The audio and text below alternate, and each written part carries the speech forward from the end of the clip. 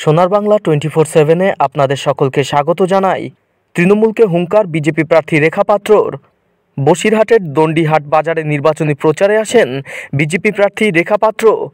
সেখানে এসে তৃণমূলকে হুঙ্কার দিলেন রেখা। দেখুন কি বললেন সন্দেশখালীর প্রতিবাদী মুখ। চাই না কোনো তৃণমূলকে ভোট দিয়ে কোনো চোর ছেচড়া শেখ শাহজাহান উত্তম সর্দার শিবু আজরাদের মতো মানুষকে ফিরিয়ে নিয়ে আসতে চাই না।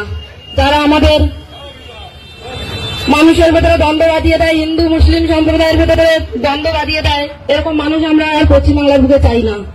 যারা মা বোনেদের সম্মান নিয়ে ছিনিমিনি গেলে তাদেরকে আর আমরা পশ্চিমবাংলার বুকে চাই না। দেখুন, তৃণমূলকে ভোট দেওয়া মানেই গুন্ডা বাহিনীদের প্রশ্রয় দেওয়া, আর ওদেরকে প্রশ্রয় দেওয়া মানে ঘরের মান সম্মান আমরা রাস্তায় নিলাম করে দেওয়া। আমরা কি তৃণমূলকে ভোট দিয়ে কি গুন্ডা বাহিনীদেরকে আমাদের পশ্চিমবাংলায় জায়গা দেবো? বলুন দাদারা, চুপ করে আছেন কেন? আমরা কি তৃণমূলকে ভোট দিয়ে পশ্চিমবাংলার বুকে দুর্নীতিগ্রস্ত মানুষদের প্রশ্রয় দেবো? যারা আমাদের হিন্দু মুসলিম সম্প্রদায় মা বন্ধনের ভিতরে দাওয়ানের ভিতরে যারা দ্বন্দ্ব বাঁধিয়ে দিচ্ছে তাদেরকে প্রশ্রয় দেবো? দেখুন, আপনাদের হয়তো খারাপ লাগছে, যেমন শেখ শাহজাহান উনিও মুসলিম সম্প্রদায়ের, তখন আমাদের হিন্দু সম্প্রদায়েরও মানুষ আছেন এরকম দুর্নীতিগ্রস্ত। আমি সবাই উপলক্ষেই বলবো এই কথাগুলো। আমি শুধু আপনাদের কি অন্যদের বিবৃত করবো না। সবাই ষড়যন্ত্র করছে, সবাই শাস্তি পাবে, সবাই শাস্তি পেয়েছে।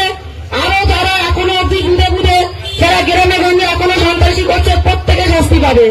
শুধুমাত্র এই ছোট বোনের আপনাদের সহযোগিতা দরকার। এই ছোট বোনের মাথায় আপনাদের হাত রাখবেন।